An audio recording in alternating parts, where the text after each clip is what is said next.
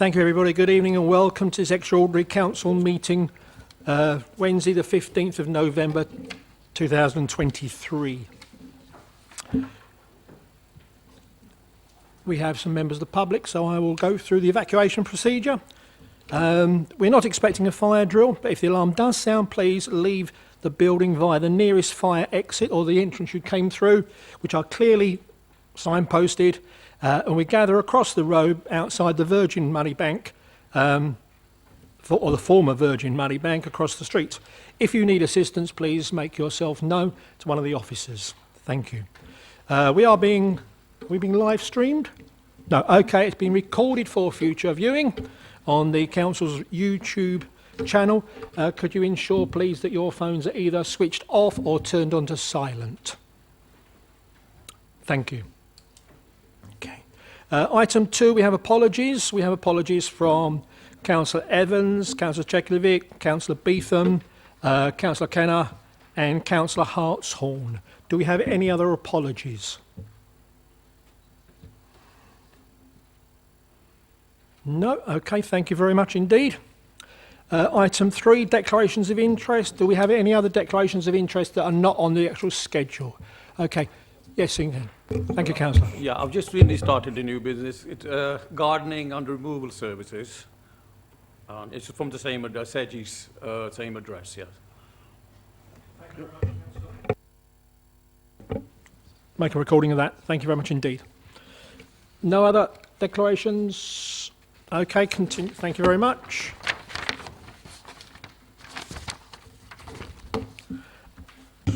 Item 4, announcements. Does Leader have any announcements? No.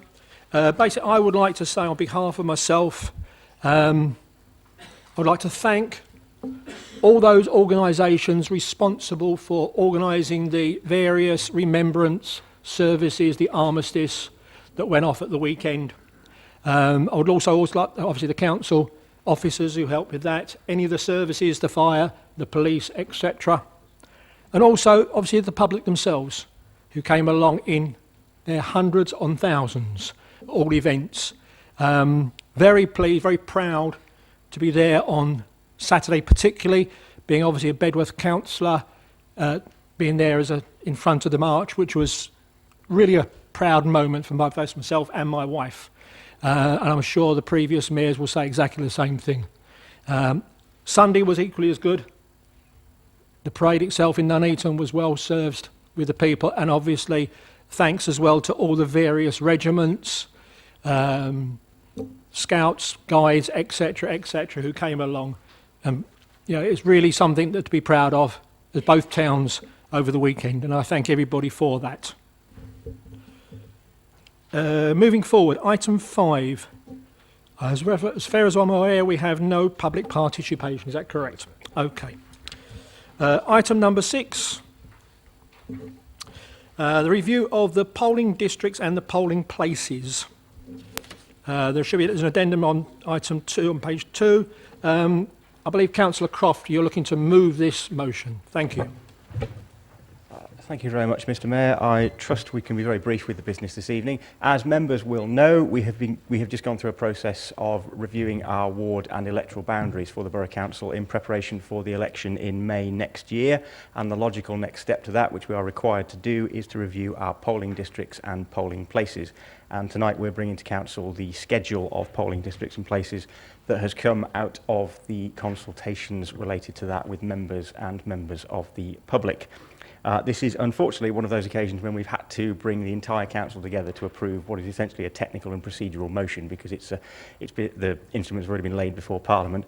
But to do it now brings it forward before the rollover in December, which hugely eases the administrative burden on our officers as they prepare for the at least double election of all-outs and police commissioners in May. So I will move the recommendations in the report which went to Cabinet last week, which is that the Council approves the scheme of polling districts and polling places, and that we delegate authority to the Chief Executive Officer, who obviously will have to make any short notice amendments if a venue becomes unavailable very close to the election. So I shall move that, Mr. Mayor. Thank you, Councillor Croft. Do I have a seconder for that? Thank you, Mr Mayor. I will second that and reserve my right to speak. Thank you. Do I have any members wishing to speak on this motion? Thank you. Councillor Condacor. Thank you, Mr Mayor, and thanks for your comments about the parades at the weekend. I was actually quite pleased how many people turned out in the appalling weather on Sunday, and it shows how important such a thing was. On this matter, it is a procedural motion in many ways, but there are things we need to think about, particularly going forwards. We're going to have an awful lot of elections next year, and maybe even a general election, either early or late next year. And a lot of the polling areas and polling stations do make a massive difference. In my sort of area, we've got a massive problem with no polling stations on the new estates. I don't blame the officers for that because they can't invent public buildings and public owned space on the new estates yet. But it is an issue we need to be mindful of and hopefully have a solution for, because there's many thousands of new houses built in Wellington and St Nicholas, and they don't have a polling station on any of them. It's going to rely on places like Wellington Church, which will be incredibly busy, particularly if there's a general election at the same time as the local elections, and a stupid voter ID scheme making the procedures even more difficult. So I hope we're mindful of that and we staff appropriately for the problems we will have. I also should mention, obviously, splitting my ward in half it's horrid to lose your voters. I might lose them all if I'm voted out, but it's horrid to have changes and feel you can't look after the people you used to look after. And a lot of it is very bizarre because the Milby ward, where I actually live, will have a vast amount of fields which have sheep who will be voters, because the Milby ward will be half the size in terms of electors of some of the other wards. And the final thing I just want to say is it's important to get polling stations equally to all the wards. People like in Galley Common have 2 polling stations, a lot have 3 or 4, and many have 5. So I think we do need to look in future at trying to get an equality of polling stations to try and get the vote up, because sadly too few people vote at elections. Thank you, Mr Mayor. Thank you, Councillor. I'm sure we can look into that in the future and see what is available for in terms of public buildings, etc. If we can expand on that in terms of polling stations across the board, not just obviously in your own area, but across the board. I'm sure there are. I mean, looking through, there seems to be quite a number of variations in the number of polling stations within each ward. So yes, I fully accept that. Councillor Watkins. Yes, thank you, Mr Mayor.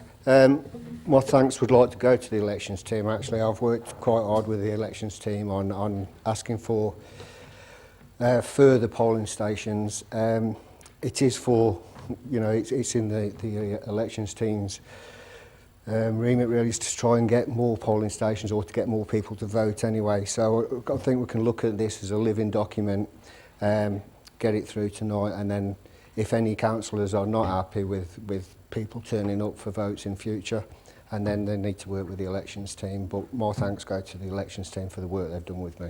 Thank you. Thank you, Councillor Watkins. Appreciate that indeed. Yeah. Thank you. Councillor Clark. Thank you, Mr Mayor. Just for clarification, my understanding is that as part of this process, we have consulted with all parties in relation to the negotiations of where the siting of these polling districts are and things like that.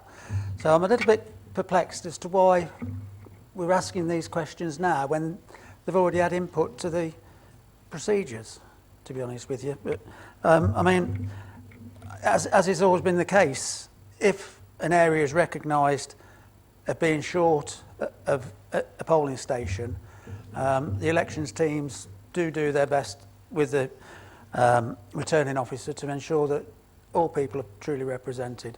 And I think, to be honest with you, they've done a very good job with what they've got to work with, and has been identified.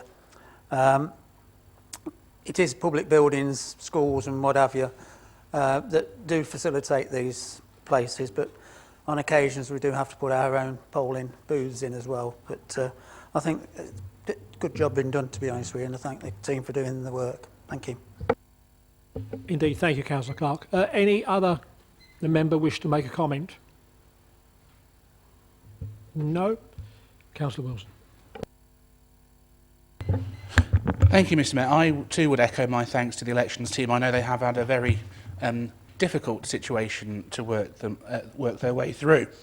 I'm not going to go into the whys and wherefores of the ward boundaries. That's been settled by an independent body, Mr Mayor, and as I understand it, and Councillor Croft mentioned a moment or two ago, the statutory instrument has now been laid before Parliament, and it will go through on the automatic nod usually, because it has come from an independent body. They've considered all our representations, the Conservative group, the Council's position, the Labour group and the Green group. All those are on the website and they have made their own independent decisions. So we now have to work through the next step, which is sorting out the polling districts and then the stations that they go with. Now, Councillor Condacourt is right that particularly in the north and east of Nuneaton, Weddington, St Nick's and Whitestone, as they currently exist, there is a particular dearth of available buildings to house polling districts, and we do, where necessary, put in the porter cabins. That is a very challenging thing to do, particularly when we've had a number of sites withdraw their consent to being used as part of this review. But we are, Mr Mayor, under a statutory duty to regularly review our polling stations anyway. So we don't just do them every time there is a boundary review. It comes up every couple of years. We go out, it comes back to full council, and we look at it again depending on where the population has grown. And we are expecting, particularly as with Milby, a large population growth because of the amount of houses that there are there. That is precisely why Milby has less voters now, but is forecast by 2028 to have the requisite number of voters. I mean, what we have to remember is, Mr Mayor, that pre the review, Weddington was 23%, I believe it was, over the average. And that's caused some of the wards to go to minus 11, 12% on the average. We have to balance it out so people's votes are roughly equal in time when we get to the 2028 cut-off point. So we will review the polling districts, and the polling stations. But if we find that a polling district is becoming too big, we do have the option of splitting that up and redesignating them, so that, for example, Milby might only have 3 or 4 polling districts now, but we could subdivide one polling district into another, and if a suitable location becomes available, we could create another polling station as well. So there are options that we have as a council. So to say it's all doom and gloom and people won't be able to go and vote is wrong. They will be able to go and vote, not necessarily in the place they're used to, because things have had to change, but we will make sure that the democratic process is seen through and that every resident who wants to vote can do so. And let's not forget, every resident has the right to apply for a postal vote as well if they so wish. So if they do find that they are struggling to get to a polling station, then by all means I would encourage any resident to apply for a postal vote. It comes to you, you can vote in the comfort of your own home and post it back to the council, and it will be safe and secure just like every other postal vote. Thank you very much, Mr Mayor. Thank you for that clarification, Councillor Wilson. Appreciate that indeed. Councillor Croft, do you wish to... You're happy with that?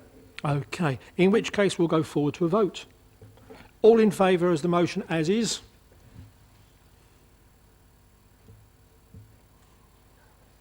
Looks unanimous. Yes, unanimous. I thank you very much for that. As we have no other business on the agenda tonight, I thank you for turning out tonight. I mean, at this meeting, this extraordinary meeting, and we'll see you again next month for the full council. Thank you.